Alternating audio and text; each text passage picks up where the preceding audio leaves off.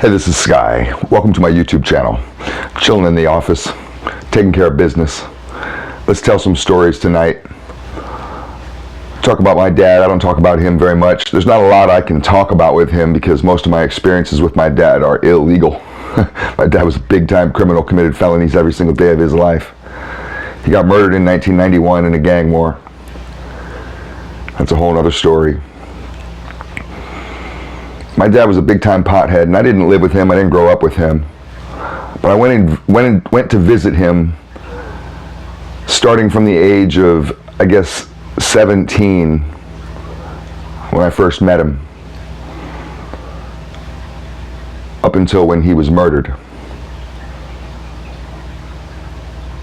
And I would go and visit him out where he lived. He moved out to New Mexico to a large piece of property simply because New Mexico is a good place to be on the lam. If you're wanted, New Mexico is a good place to be. Even people here in Florida, I live in Florida, there's people here in Florida, when they go and commit a crime, like major criminal shit, they try their best to hightail it to New Mexico. Once you get up in those mountains, you're gone. Nobody gonna find you. My dad bit a cop's thumb off in an arrest. But that's a whole other story. So he's in the mountains of New Mexico, living like a mountain man, on this giant piece of property, 28 acres. There's other people there, people involved in his world, other criminals from around the country, mostly West Coast area. There was one guy on the run. He was skipping out on a court case. He's from some part of LA. I forget what part, Rosamede, Mexican guy. And he was a chef. And I liked that he was there because he made the best meals, man. He made the best meals. My dad wanted to get some weed because his son's in town and he knew I was a big pot smoker. My dad was also a big pot smoker, so he wanted to get some weed.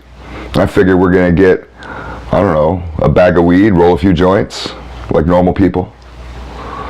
No, my dad was an extreme kind of guy. When he went to the beer store, and I'm not kidding, like on an average beer run, let's go to the beer store, let's get some beer, you figure we'll get a 12-pack or something.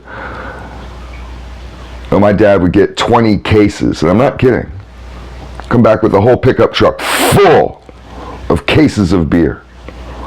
And those motherfuckers would drink them down and then go and buy several bottles of peppermint schnapps. They were always drinking peppermint schnapps. Call it mouthwash. This stuff's disgusting. So we go on a journey. I had a van, Dodge Ram van, set up kind of like a hippie conversion van. I was living out of it, traveling around the country, me and my girlfriend. So me and my girlfriend and my dad, we go on an adventure to go find some weed.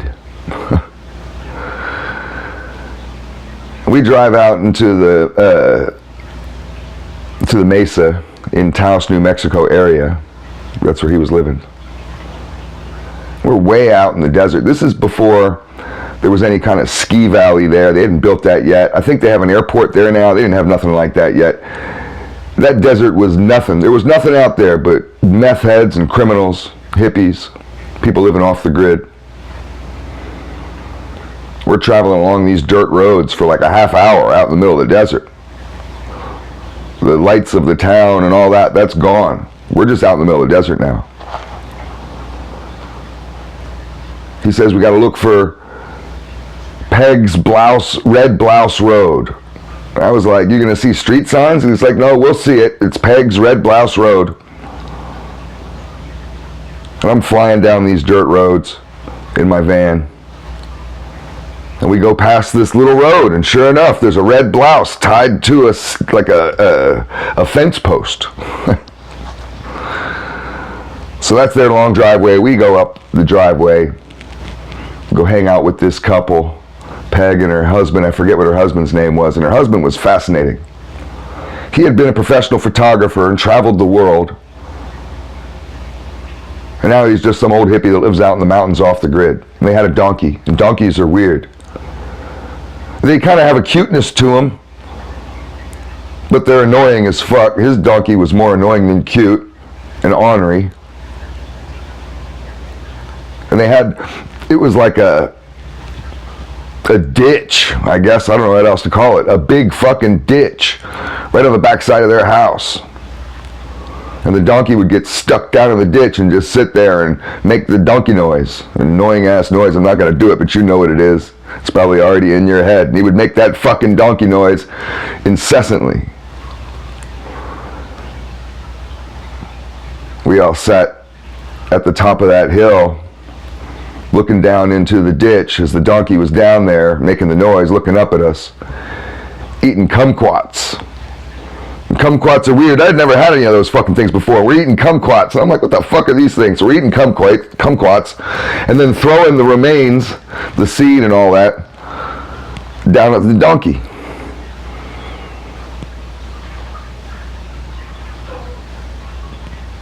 But he didn't have enough weed. He had like an ounce of weed he would have sold us for a certain amount. I forget what it was. Pretty good deal. Hippie deal. This is a long time ago. Back in the, what was it? This must have been 1990, 89 or 90. People used to measure out bags, at least some people did, not everybody, but some people measured out bags by fingers. You had 1 finger, 2 finger, 3 finger bags. Fuck putting it on the scale.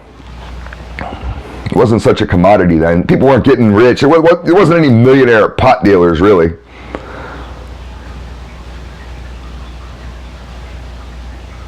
But that wasn't enough for my dad. An ounce of weed. He's like, fuck that. What are we going to do with an ounce of weed? He's like, we'll smoke that in no time. And for me, an ounce of weed, that sounds like a lot of weed. So we reject the deal.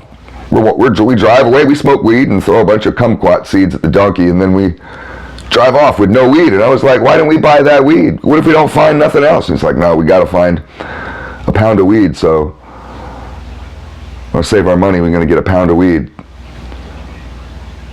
So then we drove up to Penasco, which is a town outside of Taos, New Mexico, way up in the mountains. We were way up in the mountains of Penasco, on the top of the biggest mountain, right up there. My van is driving up these roads, and I was just like, man, I don't know if we're going to make it. This is too steep. And there's a little hippie community way at the top. They're all off the grid. This young couple, I mean, they were just a couple years older than me, but they were a young couple. They had their own house and a few cute kids, and they grew weed up there. And they had all the weed we needed. And they had just got done drying it, but it wasn't cured, so it wasn't all snipped up or anything. And we got our pound of weed, and we sat up there on their porch and talked about UFOs. And apparently everybody in the town of Penasco, New Mexico, is all about UFOs. They all see them all the time. They say they see them every single night, daily, nightly. It's normal. They're talking about how, oh yeah, big flying saucer right over there. I'm talking about cows, be it the cattle mutilation. That stuff is scary and weird. Go look into cattle mutilation photos. That'll give you nightmares. They're talking about abductions and this weird relationship with these aliens that have been coming up to Penasco, New Mexico for a long time. But hey, we got our fucking pound of weed. That's all I cared about. We went back to my dad's property and smoked that pound up in about 4 days. And we had to get another. Thanks for watching.